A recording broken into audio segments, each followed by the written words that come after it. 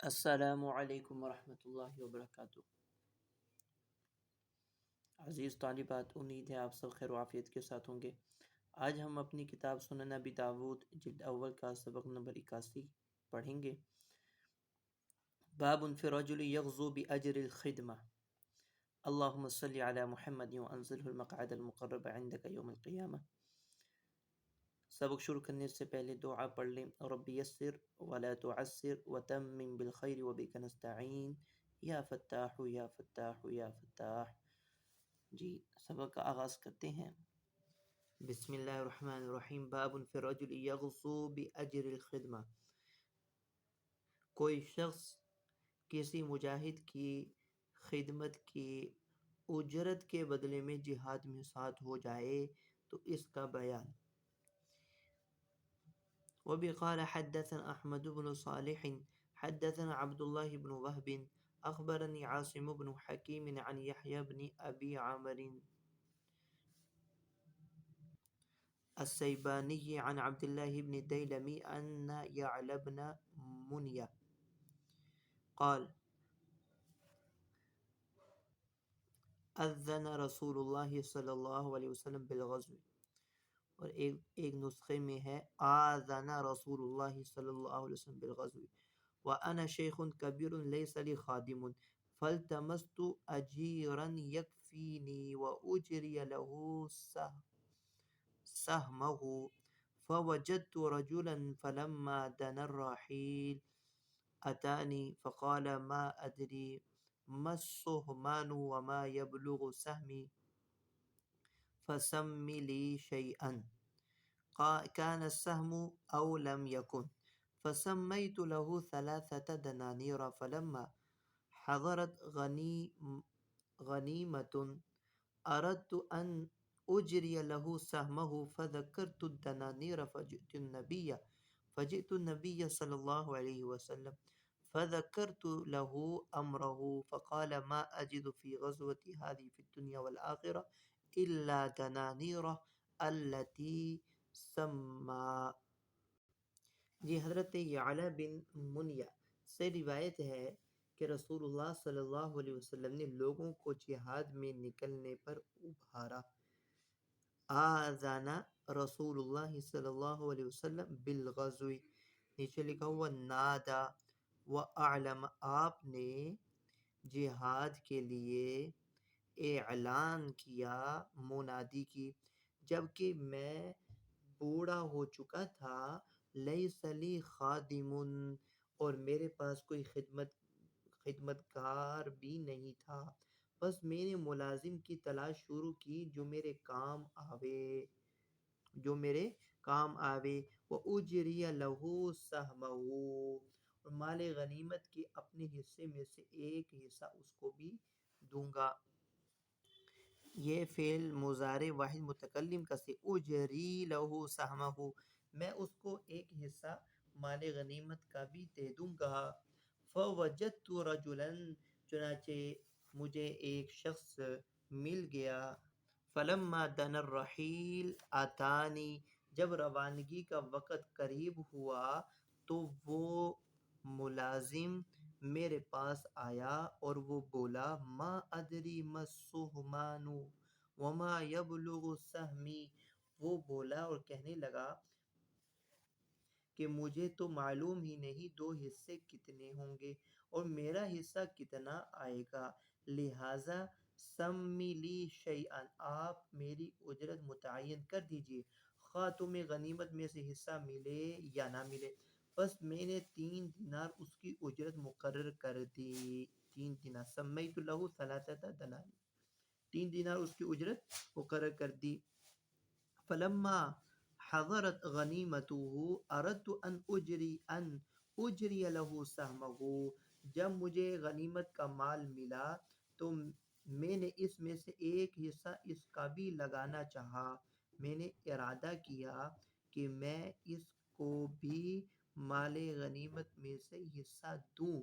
فذکرت الدنانیر، لیکن مجھے خیال آ گیا دنانیر کا، یعنی یہ خیال آ گیا کہ اس کی مزدوری تو 3 دینار طے ہو چکی تھی، چنانچہ میں نبی کریم صلی اللہ علیہ وسلم کی خدمت میں حاضر ہوا اور اس کا معاملہ آپ کے سامنے رکھا۔ آپ نے فرمایا میں تو اس طے شدہ 3 دیناروں کے علاوہ دنیا آخرت میں اس کا جہاد میں کوئی حصہ نہیں پاتا ہوں۔ وہی جو طے ہو چکا ہے، جس غرض اور مقصد سے اس نے جہاد میں شرکت کی ہے وہی اس کا حصہ ہے، اس کے علاوہ اس کا کوئی حصہ نہیں ہے۔ باب فی الرجل یغزو و ابواہ کارہان، والدین کی مرضی کے بغیر جہاد میں شرکت کرنا۔ عن عبداللہ بن عمرو قال جاء رجل الى رسول الله صلی اللہ علیہ وسلم فقال جئت ابايعك على الهجرة وتركت ابوي يبكيان قال ارجع فاضحكهما كما ابكيتهما۔ حضرت عبداللہ بن عمر سے روایت ہے، ایک شخص نبی کریم صلی اللہ علیہ وسلم کی خدمت میں حاضر ہوا اور عرض کیا یا رسول اللہ، میں آپ سے ہجرت پر بیعت کرنے کی نیت سے حاضر ہوا ہوں۔ جئتو ابایعک علی الہجرہ، میں آپ کے ہاتھ پر ہجرت پر بیعت کرنے کی نیت سے حاضر ہوا ہوں اور میں نے اپنے والدین کو روتے ہوئے چھوڑا ہے۔ آپ نے فرمایا جا ان کے پاس واپس جا اور ان کو ہنسا جیسے تو نے ان کو رلایا۔ اضحکہما، ان کو تو یوں ہی ہنسا جیسے تو نے ان کو رلایا ہے، یعنی ان کی خدمت کر اور ان کے ساتھ حسن سلوک سے پیش آ تاکہ وہ تجھ سے خوش ہو جائیں۔ وبی قال حدثنا محمد بن كثير اخبرنا سفيان عن حبيب بن ابي ثابت عن ابي العباس عن عبد الله بن عمرو قال جاء رجل الى النبي صلى الله عليه وسلم فقال يا رسول الله اجاهد قال الك ابوان قال نعم قال ففيهما فجاهد قال ابو داود ابو العباس هذا الشاعر اسمه السائب بن فروخ۔ حضرت عبداللہ بن عمر سے ایک دوسری روایت ہے کہ ایک شخص رسول اللہ کی خدمت میں حاضر ہوا اور دریافت کیا کہ کیا میں جہاد میں شریک ہو سکتا ہوں؟ آپ نے فرمایا کیا تیرے والدین ہیں؟ اس نے کہا ہاں۔ آپ نے فرمایا تو پھر انہی کی خدمت میں رہ کر جہاد کر۔ امام ابو داود کہتے ہیں اس شاعر ابو العباس کا نام سائب بن فروخ ہے۔ جہاد اور ہجرت جب فرض عین ہو تب تو اس کے لیے کسی کی اجازت ضروری نہیں ہے، ہاں جب یہ فرض کفایہ ہوں تو والدین کی اجازت اور ان کی مرضی ضروری ہے۔ عن ابی سعید الخدری ان رجلا هاجر الى رسول الله صلی اللہ علیہ وسلم من اليمن فقال هل لك احد باليمن فقال ابواي فقال اذن لك قال لا قال ارجع اليهما فاستأذنهما فإن أذن لك فجاہد وإلا فبرہما۔ حضرت ابو سعید خدری سے روایت ہے کہ ایک شخص جہاد کی غرض سے یمن سے ہجرت کر کے رسول اللہ کے پاس آئے۔ یمن سے ہجرت کر کے رسول اللہ صلی اللہ علیہ وسلم کے پاس آیا تو آپ نے فرمایا حل لک احد بالیمن، کیا تیرا کوئی والدین میں سے کوئی یمن میں موجود ہے؟ تو اس نے کہا ابوایا، میرے والدین۔ آپ نے پوچھا اذین لک، کیا انہوں نے تجھے اجازت دی ہے ہجرت اور جہاد کی؟ اس نے کہا نہیں۔ آپ نے فرمایا اب تو انہی کے پاس جا اور ان سے اجازت لے، اگر وہ تجھے اجازت دیں تو جہاد میں شریک ہو تو جہاد میں شریک ہو جا، وَإِلَّا فَبِرَّهُمَا، ورنہ ان کی خدمت کر کے نیکی کما۔ باب فی النساء یغزون، عورتیں جہاد میں شریک ہو سکتی ہیں، اس کا بیان۔ عن ثابت عن انس قال كان رسول الله صلی اللہ علیہ وسلم یغزو بأم سلیم ونسوة من الانصار لیستقین الماء ویداوین الجرحى۔ حضرت انس رضی اللہ تعالیٰ عنہ سے روایت ہے کہ رسول اللہ جہاد میں ام سلیم اور چند دیگر انصار کی عورتوں کو لے جایا کرتے تھے تاکہ وہ زخمیوں کو پانی پلائیں، لیسقین الماء، تاکہ وہ پانی پلاویں، اور ان کی مرہم پٹی کریں تاکہ وہ زخمیوں کی کا دوا دارو کریں۔ باب فی الغزو مع ائمة الجور،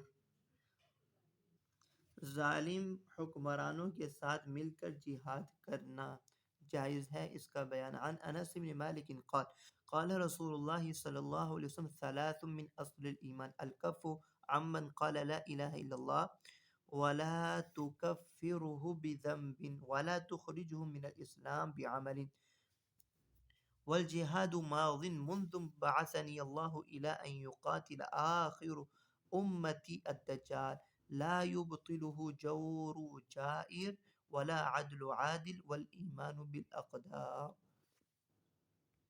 حضرت انس بن مالک سے روایت ہے کہ رسول اللہ نے فرمایا ثلاث من اصل الایمان، تین باتیں ایمان کی جڑ اور بنیاد ہے.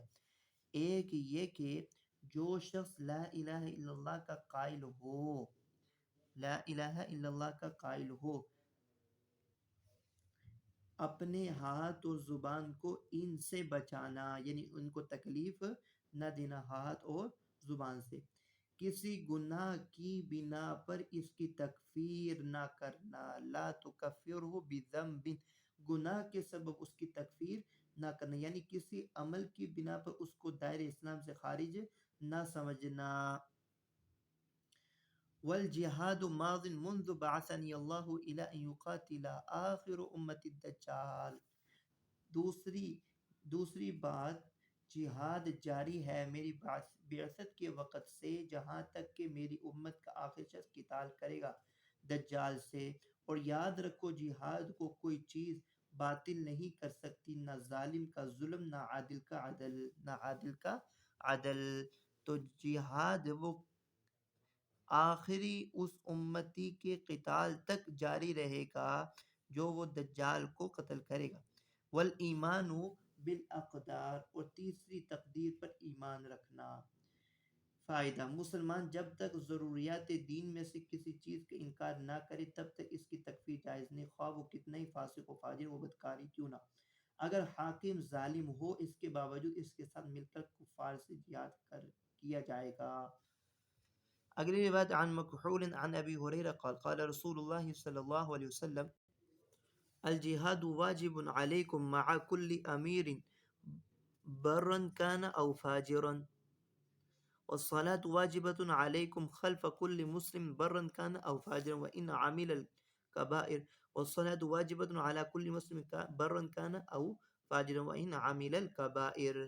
جی، حضرت ابو ہریرہ رضی اللہ تعالیٰ عنہ سے روایت ہے کہ رسول اللہ نے فرمایا تمہارے لیے حاکم کے ساتھ مل کر جہاد کا کرنا واجب ہے، خواہ وہ نیک ہو یا بدکار ہو، اور تمہارے لیے ہر مسلمان امام کے پیچھے نماز پڑھنا واجب ہے، خواہ وہ نیک ہو یا بدکار، اگرچہ وہ گناہ کبیرہ کا مرتکب ہی ہو. اور اسی طرح تمہارے لیے ہر مسلمان میت پر نماز جنازہ پڑھنا واجب ہے، خواہ وہ نیک ہو یا بدکار، خواہ گناہ کبیرہ کا مرتکب ہی کیوں نہ ہو. وَإِنْ عَمِلَ الْكَبَائِرَ، ہر مسلمان خواہ وہ نیک ہو یا بدکار اس کی نماز جنازہ کا پڑھنا واجب ہے. عَلَى كُلِّ مُسْلِمٍ بَرًّا كَانَ أَوْ فَاجِرًا، اگرچہ وہ گناہ کبیرہ کا مرتکب ہی کیوں نہ ہو. تو اس میں بھی یہی ذکر ہے کہ سلطان حاکم اگرچہ ظالم اور جابر ہی کیوں نہ ہو اس کے ساتھ مل کر کفار کے ساتھ جہاد کرنا بوقت ضرورت یہ ضروری اور واجب. باب الرجل یتحمل بمال غیرہ یغزو، ایک شخص دوسرے شخص کی سواری جہاد میں استعمال کر سکتے ہیں، اس کا بیان. عن جابر بن عبد اللہ حدث عن رسول اللہ صلی اللہ علیہ وسلم انه اراد ان يغزو قال يا معشر المجاهدين والأنصار إن من أخوانكم قوم ليس لهم مال ولا عشيرة فليضم أحدكم إليه الرجلين أو الثلاثة فما لأحدنا من ظهر يحمله إلا عقبة كعقبة يعني أحد. قال فزممت إلي اثنين أو ثلاثة قال ما لي إلا عقبة كعقبة أحد من جملي. جی، حضرت جابر بن عبداللہ سے روایت ہے کہ رسول اللہ نے جہاد کا ارادہ فرمایا تو فرمایا اے گروہ مہاجرین اور انصار، تم میں سے کچھ ایسے لوگ بھی موجود ہیں جو نہ مال و دولت رکھتے ہیں، لیس لہم مال ولا عشیرہ، نہ مال و دولت رکھتے ہیں اور نہ ہی ان کے یہاں گھر بار ہیں جن میں وہ مشغول ہوں.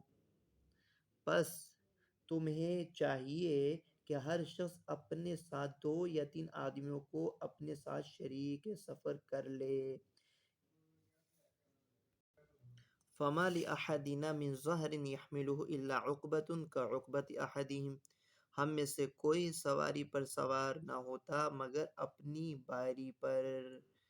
قال، حضرت جابر رضی اللہ تعالی عنہ فرماتے ہیں، فضممت الی اثنین او ثلاثہ، میں نے بھی اپنے ساتھ 2 یا 3 آدمیوں کو شامل کر لیا۔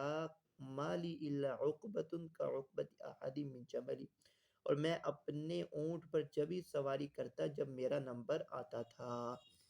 باب فی الرجل یغزو یلتمس الاجر والغنیمہ، مال غنیمت اور اجر آخرت کے حصول کے لیے جہاد کرنا۔ ان ابن زغب الایادی حدثه قال نزل علی عبد الله بن حوالة الازدی فقال لي بعثنا رسول الله لنغنم على أقدامنا فرجعنا فلم نغنم شيئا وعرف الجود في وجوهنا فقام فينا فقال اللهم لا تكلهم إلي فأضعف عنهم ولا تكلهم إلى أنفسهم فيعجزوا عنها ولا تكلهم إلى الناس فيستأثروا عليهم، ثم وضع يده على رأسي أو على هامتي ثم قال يا ابن حوالة إذا رأيت الخلافة قد نزلت أرض المقدسة فقد دنت الزلازل والبلابل والأمور العظام والساعة يومئذ أقرب من الناس من يدي هذه من رأسك۔ ابن زغب ایادی سے روایت ہے کہ عبداللہ بن حوالہ ہمارے مہمان ہوئے۔ نزل علی عبداللہ بن حوالہ ازدی، عبداللہ بن حوالہ ازدی ہمارے ہاں مہمان ہوئے تو انہوں نے مجھ سے بیان کیا کہ ایک مرتبہ رسول اللہ نے ہمیں پیادہ ہی ایک غزوے کے لیے روانہ فرمایا تاکہ ہم مال غنیمت حاصل کریں۔ آخر کار ہم اس حال میں واپس ہوئے کہ مال غنیمت میں سے ہمیں کچھ بھی ہاتھ نہ لگا تھا۔ فلم نغنم شیئا، کچھ بھی مال غنیمت ہاتھ نہ لگا تھا۔ آپ نے ہمارے چہروں سے مشقت و تھکن کے آثار محسوس فرما لیے۔ عرف الجود فی وجوہنا، ہمارے چہروں سے مشقت و تھکن کے آثار محسوس فرما لیے، پس آپ ہمارے درمیان کھڑے ہوئے اور یوں گویا ہوئے، اے اللہ تو ان کو اس طرح میرے حوالے مت کر کہ میں ان کی خبر گیری سے عاجز رہ جاؤں۔ وَلَا تَكِلْهُمْ إِلَىٰ أَنفُسِهِمْ فَيَعْجِزُوا عَنْهَا، اور نہ ہی تو ان کو ان کے حوالے مت کر کہ وہ اس سے عاجز رہ جائیں، اور دوسرے لوگوں کے حوالے مت کر کہ وہ اپنے آپ کو برتر سمجھنے لگیں۔ اس کے بعد آپ نے میرے سر پر دست مبارک پھیرا اور فرمایا، اے ابن حوالہ، جب تو خلافت کو ارض مقدس میں اترتا دیکھے تو سمجھ لے کہ زلزلے، مصائب، حوادث قریب آ گئے، اور اس دن قیامت لوگوں سے اس قدر قریب ہو جائے گی جس قدر تیرے سر سے میرا ہاتھ ہے، جس قدر تیرے سر پر میرا ہاتھ قریب ہے اسی قدر وہ مصائب، زلازل اور قیامت لوگوں کے قریب ہو جائے گی۔ باب فی الرجل یشری نفسہ، جی جو شخص اپنے آپ کو اللہ کے ہاتھ بیچ ڈالے۔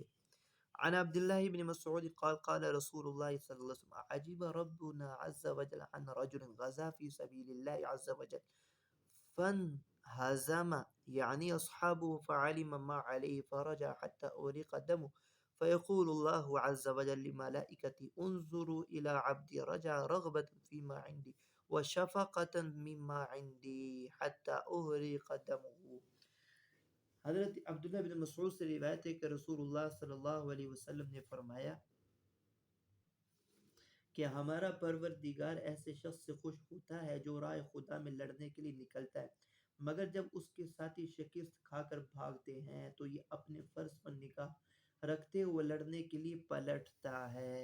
رجع تو یہ واپس پلٹتا ہے، حتی احرق دمہ، اور لڑتا لڑتا شہید ہو جاتا ہے، پس اللہ تعالیٰ فرشتوں سے فرماتے ہیں، دیکھو میرے بندے کو یہ ہمارے ثواب و نعمتوں کی رغبت میں اور ہمارے عذاب کے خوف سے دشمن کی طرف پلٹا یہاں تک کہ شہید ہو گیا۔ باب فی من یسلم ویقتل مکانہ فی سبیل اللہ تعالی، جو شخص اسلام لانے کے فوراً بعد راہ خدا میں فوت ہو جائے، شہید ہو جائے۔ عن ابي هريره ان عمرو بن أقيش كان له ربا في الجاهليه فكره ان يسلم حتى ياخذه، فجاء يوم احد فقال اين بنو عمي؟ قال باحد. قال اين فلان؟ قالوا باحد. قال اين فلان؟ قالوا باحد. فلبس لامته وركب فرسه ثم توجه قبلهم، فلما رآه المسلمون قالوا إليك عنا يا عمرو. قال إني قد آمنت، فقاتل حتى جرح فحمل إلى أهله جريحا، فجاءه سعد بن معاذ فقال لأخته سليه حمية لقومك أو غضبا لهم أم غضبا لله؟ فقال بل غضبا لله ولرسوله، فمات فدخل الجنة وما صلى لله صلاة۔ ان کا نام ہے عمر بن اقیش۔ ابو ہریرہ سے روایت ہے کہ عمر بن اقیش زمانہ جاہلیت کا سود لینا تھا۔ ان عمر بن اقیش کان له ربا فی الجاہلیہ، عمر بن اقیش کو زمانہ جاہلیت کا سود لینا تھا، اس لیے انہوں نے اس کی وصول یابی سے پہلے اسلام لانا پسند نہ کیا۔ فَكَرِهَ أَن يُسْلِمَ حَتَّى يَأْخُذَهُ، اس سود کی وصول یابی سے پہلے اسلام لانا پسند نہ کیا، کیونکہ اسلام لانے کے بعد سود لینے کی اجازت نہیں ہے۔ پھر وہ جنگ احد کے دن آئے اور پوچھا میرے چچا کے بیٹے کہاں ہیں؟ لوگوں نے کہا احد میں۔ پس انہوں نے زرہ پہنی اور گھوڑے پر سوار ہوئے، لبس لامتہ ورکب فرسہ، اور گھوڑے پر وہ سوار ہوئے اور ان کی طرف متوجہ ہوئے۔ جب مسلمانوں نے ان کو دیکھا تو کہا ہم سے الگ رہو، الیک عنا، ہم سے الگ رہو یا عمر، اے عمر بن اقیش۔ انہوں نے کہا میں ایمان لا چکا ہوں۔ پھر انہوں نے کافروں سے جنگ کی یہاں تک کہ زخمی ہو گئے اور زخموں کی حالت ہی میں گھر پہنچائے گئے۔ وہاں حضرت سعد بن معاذ کے پاس پہنچے اور ان کی بہن سے انہوں نے کہا، حضرت سعد بن معاذ نے ان کی بہن سے کہا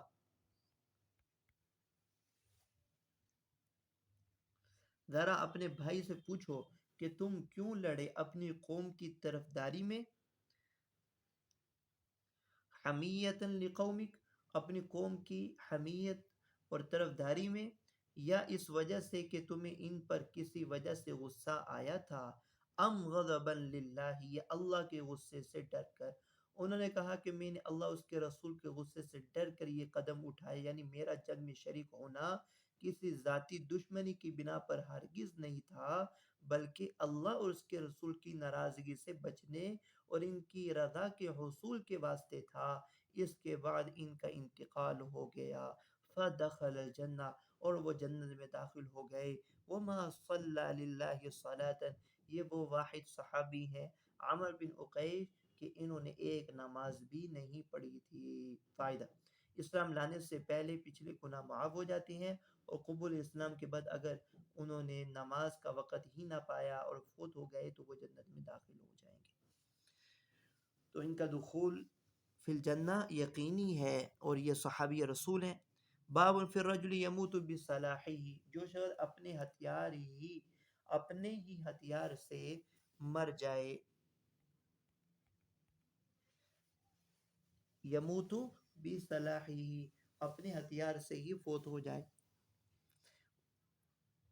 وبه قال حدثنا أحمد بن صالح حدثنا عبد الله بن وهب أخبرني يونس عن ابن شهاب أخبرني عبد الرحمن وعبد الله بن كعب بن مالك قال أبو داود قال أحمد كذا قال هو وعنبس يعني ابن خالد قال أحمد والصواب عبد الرحمن بن عبد الله سلمة بن سلمة بن الأكوع قال لما كان يوم خيبر قاتل أخي قتالا شديدا.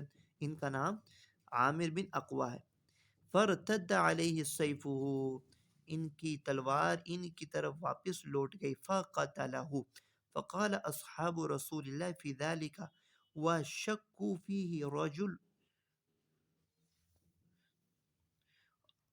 رجل مات بسلاحه فقال رسول الله مات جاهدا مجاهدا. قال ابن شهاب ثم سألت ابنا لسلمة بن الأكوع فحدثني عن أبيه بمثل ذلك غير أنه قال فقال رسول الله كذبوا مات جاهدا مجاهدا فله أجره مرتين. یہ حضرت سلمہ بن اقوا سے روایت ہے کہ جنگ خیبر کے دن میرے بھائی جن کا نام عامر بن اقوا ہے خوب جم کر لڑے، یا لیکن اتفاق سے اس کو اپنی ہی تلوار لگ ارتد علیہ سیفو، اپنی ہی تلوار ان کی طرف واپس آ گئی اور اس سے وہ فوت ہو گئے، شہید ہو گئے.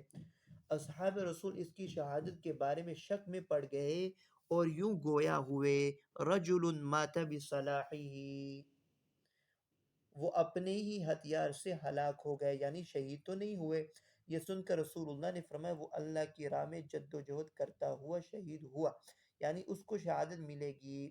اس حدیث کے ایک راوی ابن شہاب کہتے ہیں کہ میں نے اس کے بعد سلمہ بن اقوا کے ایک بیٹے سے پوچھا تو انہوں نے اپنے والد کی سند سے تھوڑے فرق کے ساتھ یہ حدیث بیان کی. انہوں نے بیان کیا کہ رسول اللہ نے فرمایا لوگوں نے غلط کہا ہے، وہ تو اللہ کی راہ میں جد و جہد کرتا ہوا فوت ہوا ہے اور اس کے لیے دوہرا اجر ہے، لہو اجرہ مرتین، اس کے لیے دوہرا اجر ہے. جی اگلی روایت ہے عن معاویة بن ابی سلام عن ابیہ عن جدہ ابی سلام عن رجل من اصحاب النبی صلی اللہ علیہ وسلم قال أغرنا على حي من جهينة فطلب رجل من المسلمين رجلا منهم فضربه فأخطأه وأصاب نفسه بالسيف فقال رسول الله أخوكم يا معشر المسلمين فابتدره الناس فوجدوه قد مات فلفه رسول الله بثيابه ودمائه وصلى عليه ودفنه فقال يا رسول الله أشهيد هو قال نعم وأنا له شهيد وأنا له شهيد. ایک صحابی رسول صلی اللہ علیہ وسلم سے روایت ہے کہ قبیلہ جوہینہ پر حملہ کیا. ہم میں سے ایک شخص نے کافروں سے مبارزت کے لیے ایک شخص کو طلب کیا اور اس پر تلوار سے حملہ کیا، مگر وہ چوک گیا اور خود اس کو اپنی تلوار لگ گئی. رسول اللہ نے فرمایا اے مسلمانوں اپنے بھائی کو دیکھو. پس لوگ اس کی طرف دوڑ پڑے، دیکھا تو وہ فوت ہو چکے تھے. پس رسول اللہ نے اس کو اپنے کپڑوں اور زخموں میں لپیٹا اور دفنا دیا. لوگوں نے پوچھا یا رسول اللہ کیا یہ شہید ہیں؟ آپ نے فرمایا ہاں، اور اس کی گواہی میں خود دیتا ہوں، میں خود گواہ ہوں. فائدہ شہید کو غسل دیے بغیر اس کے کپڑوں میں ہی دفنایا جاتا ہے اور اس پر نماز جنازہ یوں ہی پڑھی جاتی ہے، بشرط الا یہ کہ وہ حالت جنابت میں ہوں تو پھر اس صورت میں ان کے لیے ان کو غسل دینا ضروری ہوتا ہے.